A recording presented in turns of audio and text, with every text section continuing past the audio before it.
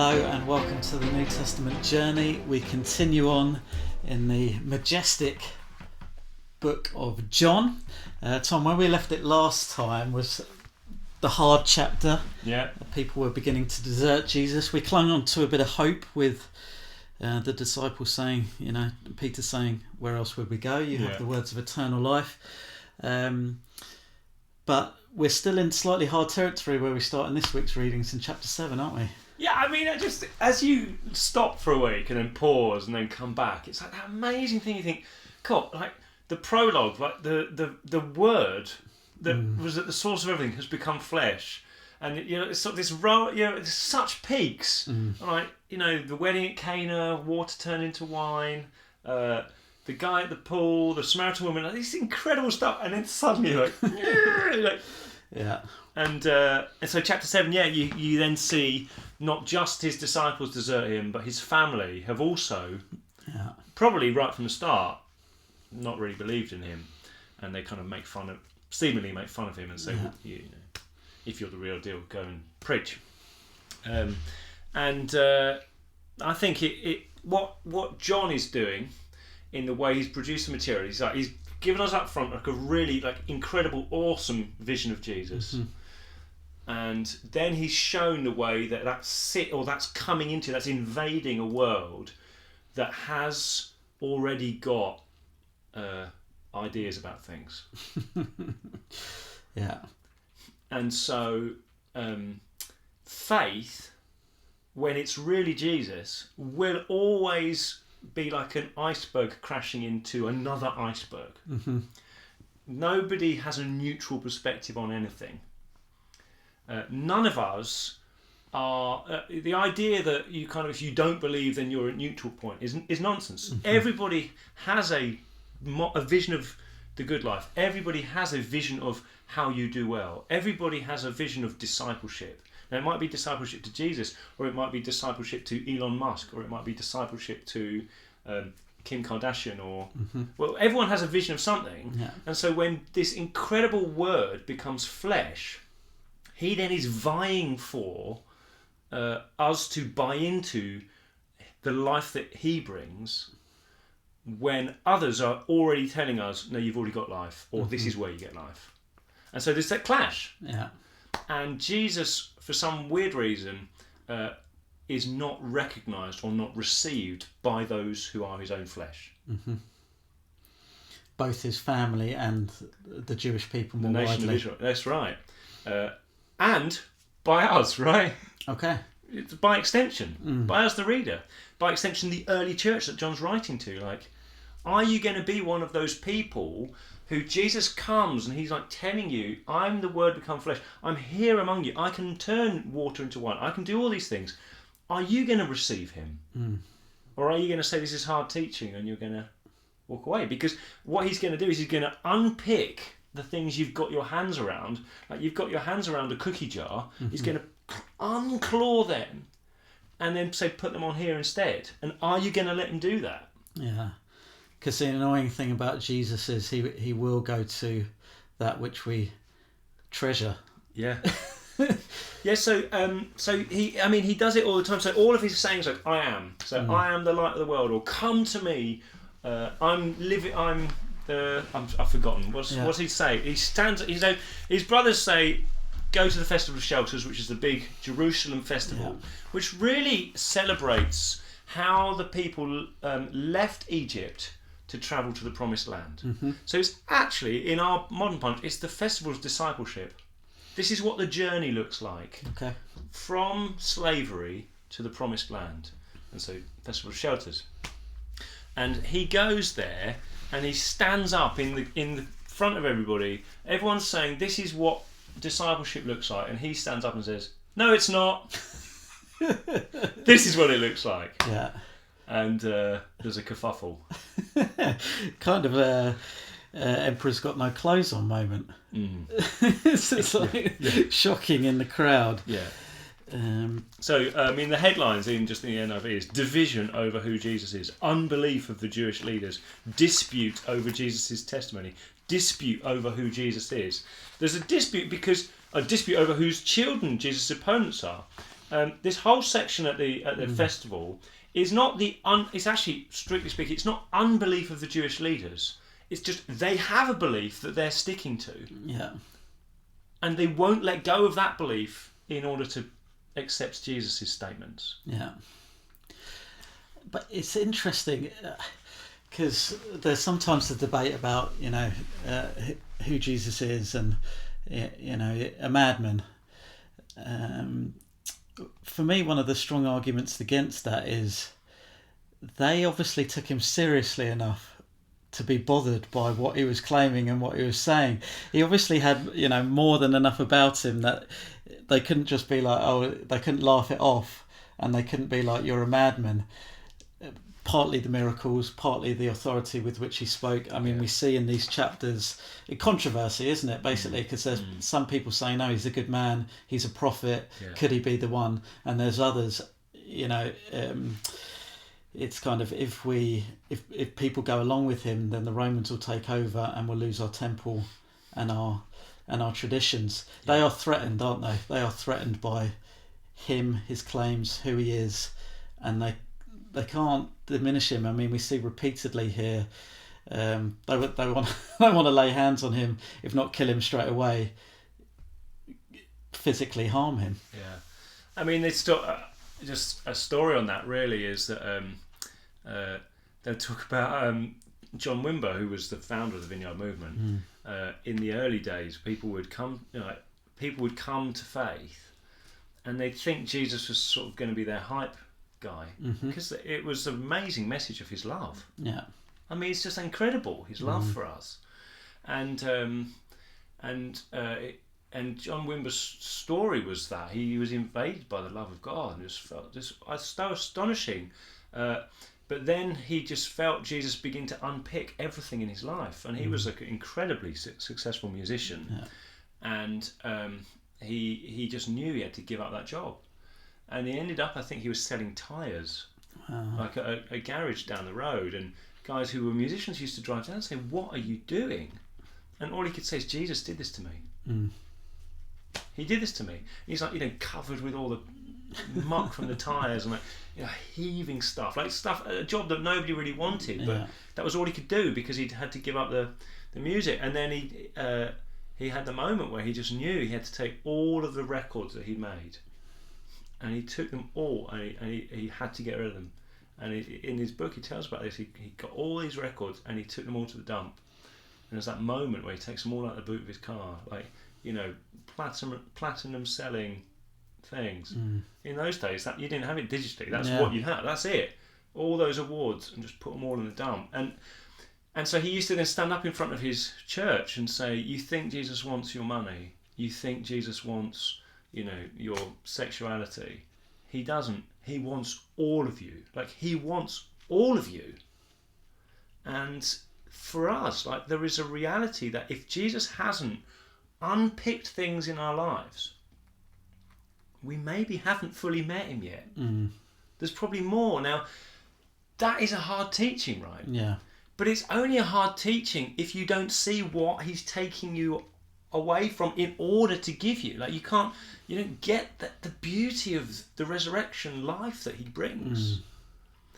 And John's message is, I want you to see that this giving up, this undoing this jumbo jet that lands in your garden and crushes your roses and all this stuff you've been building your whole life for, it crushes it so that you can have something so much better.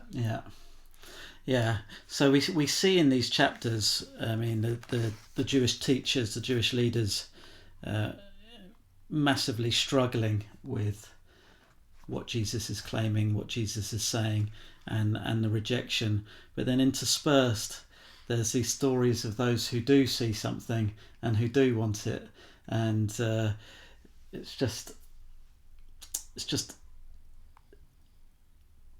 amazing the difference that Jesus brings in contrast to the religion, isn't it? So I think it's really helpful to look at then sort of to jump that one step from what we see in this gospel through to us, because it's sort of there is a parallel. It takes it back, and we're thinking it's Tarantino. Yeah. There's the themes that are present, John chooses to just focus on these, particularly around festivals in Jerusalem, rather than all the ministry that's in Galilee and in the countryside.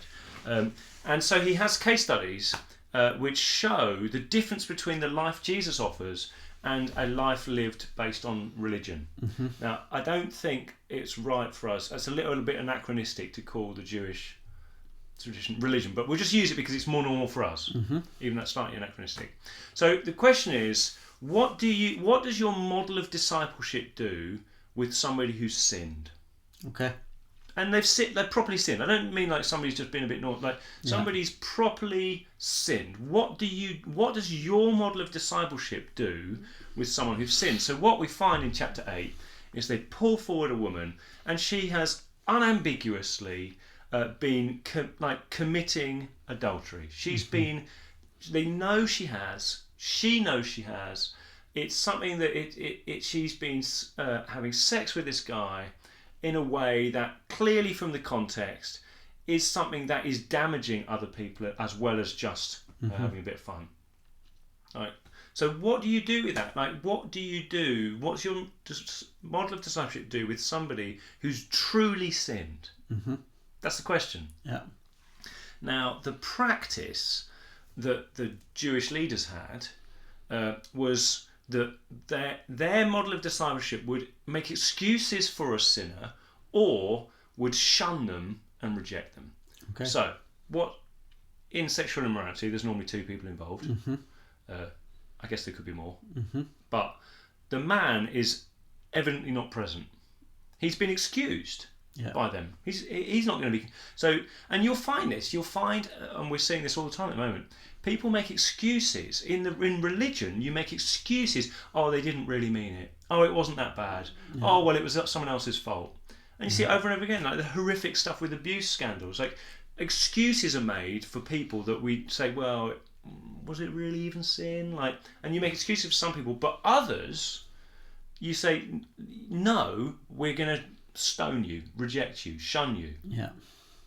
And, I mean... does that ring true? Absolutely. It feels like, it feels very much like the model in our culture is, it's so kind of tribal, isn't it? It's like either they're on my team and therefore they can do no wrong, or if they did do wrong, it was special circumstance. Yeah. Or they're on the other tribe and we'll kill them. Yeah. Or they're beyond the pale. They are evil incarnate. They are the devil himself. Yeah. There's a real lack of nuance or just knowledge of what do we do with somebody who's sinned. And many of us as Christians do exactly the same thing. Yeah.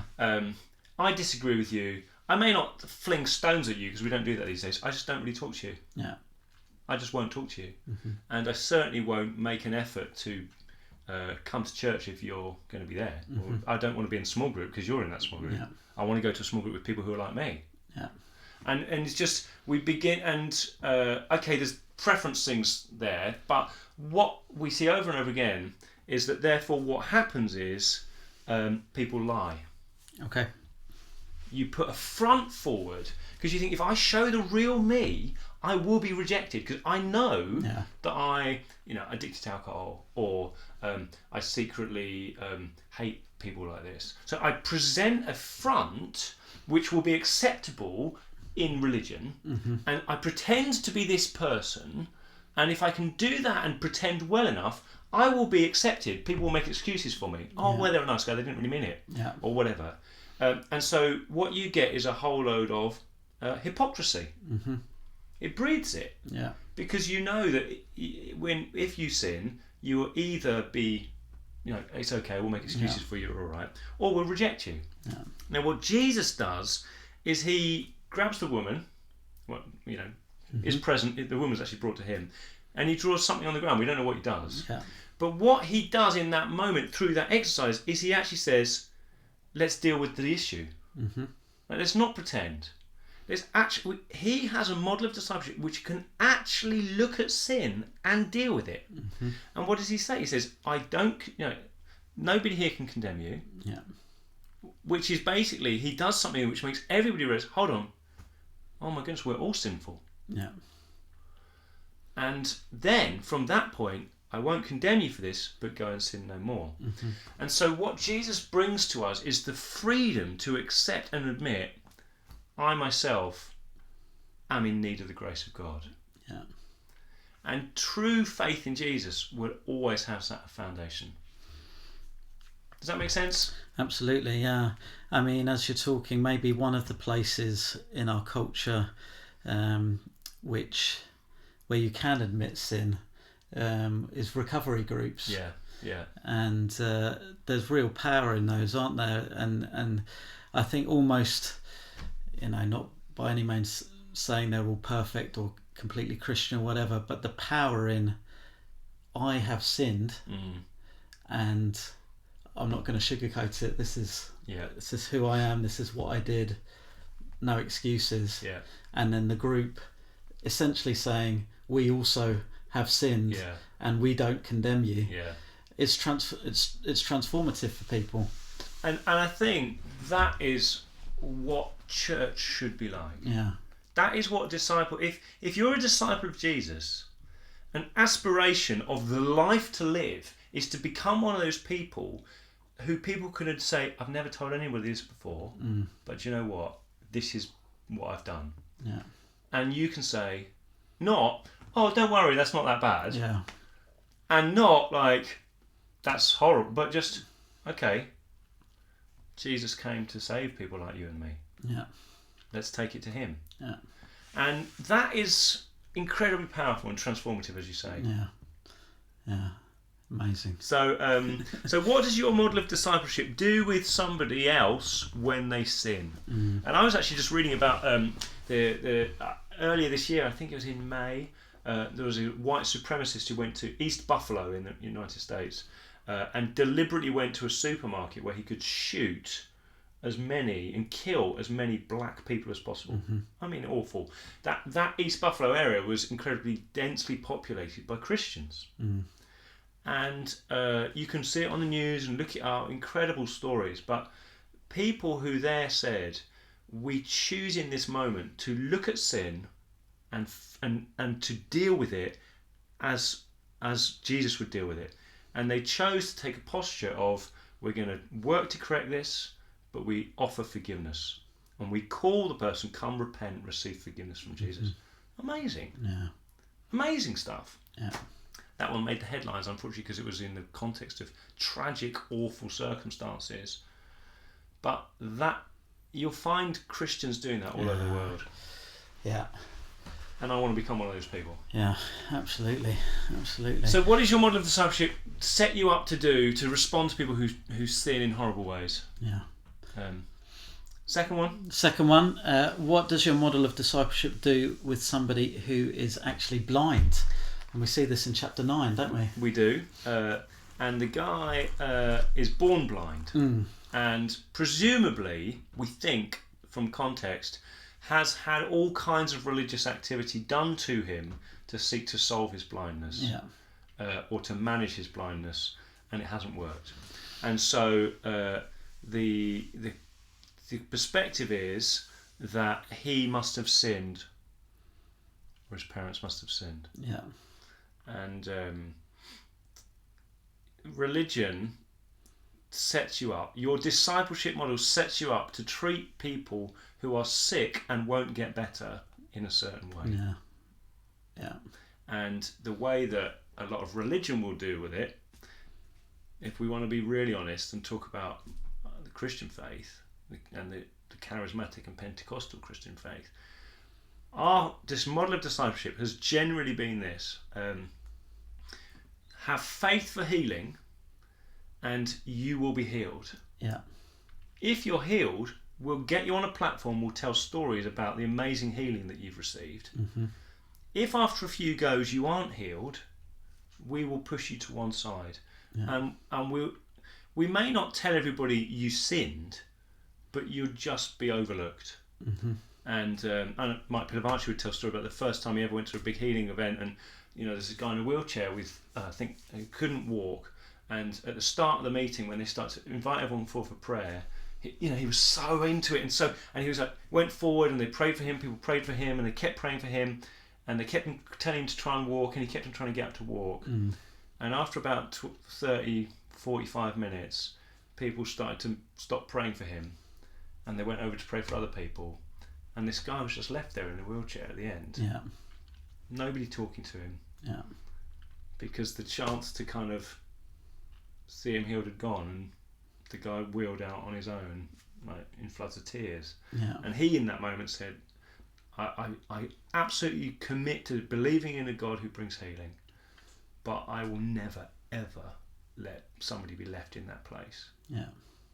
And so this is what's happened with this guy. Now, Jesus does something really extraordinary with this. Because what he does is he doesn't say the problem is on our end. Mm-hmm. He absolutely doesn't say that. Yeah. He doesn't say this guy has sinned and therefore he can't be healed, or his parents sinned and therefore he's blind.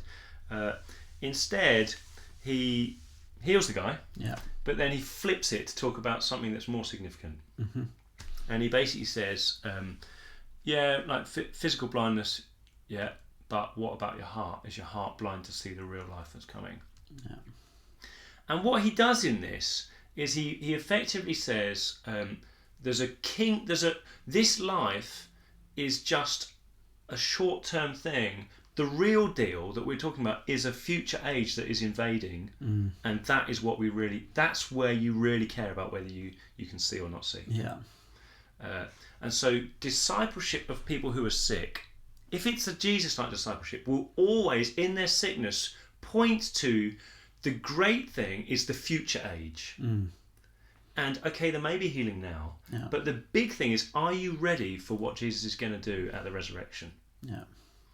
And I think this is still live and relevant and important.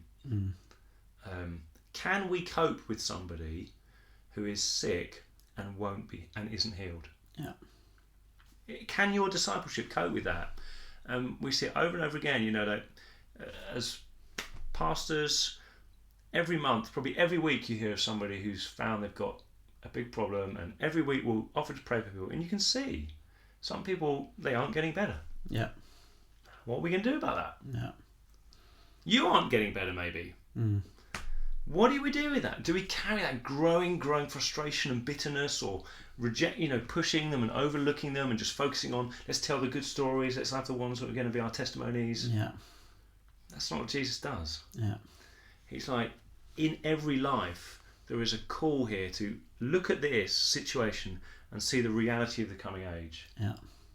Will you be blind to the coming age?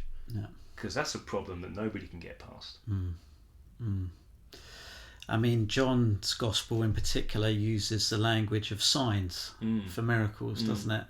And it's almost this sense of, well, it's a sign, it's not the destination. Yeah. Even in these healings, when the miracle does occur, it's to point on to something that is coming beyond. It's never particularly so that so that they'd have the better circumstances now. Whereas maybe some of the other Gospels point to, the compassion motive. John seems pretty fixated on a display of the glory of God. It's a sign. It's a sign. And so, I just really try and land this in a pastoral place. I think of Duncan, who last year, Duncan in our church last year at Crossover, like, do you have a testimony? And I think he went first or second, and afterwards a bit like, I'm not quite sure what to say now, but he basically said, the doctors told me I'll be dead by now. I probably wouldn't make it to 2022, but here I am. He's got terminal cancer and has been living with that diagnosis for a while. Now, he's received prayer and been prayed for, and a lot of his numbers have seemed to hold up or go in directions which are probably miraculous. Yeah. But what Duncan would always say is, but this isn't the thing. The age to come is the thing. Like, life after the resurrection is the thing. Yeah. And all this stuff he's going through now, whether he's healed or improves or doesn't improve, that's all fleeting. The thing is the resurrection body. That's what's the thing. Yeah. And I find people like that so inspiring. Yeah. So does your discipleship set you up for that? Yeah. That's what John wants you. That's life. If you can cope with significant sickness, terminal sickness of yourself or somebody around you, and it actually points you to have more hope in what you ultimately hope in, that's life. Yeah. If sickness and terminal things cause you to have to reject or forget or just push some people away, or to kind of cling on to something that is like, I'm gonna be healed one day, Yeah. that's not life. Yeah. Yeah. Or the blame game, isn't it? That's what we see. Yeah. Blame game. Taking it on a step, just thinking about one last question. What does your model of discipleship do with someone who's actually dead? Yeah. One step beyond blind. So Lazarus. And this story, I think it's just one of my favourite. Just unbelievable. We've only got a few minutes, but the Lazarus story, chapter 11 of the book of John. I mean, you could just read that again and again and again. Yeah.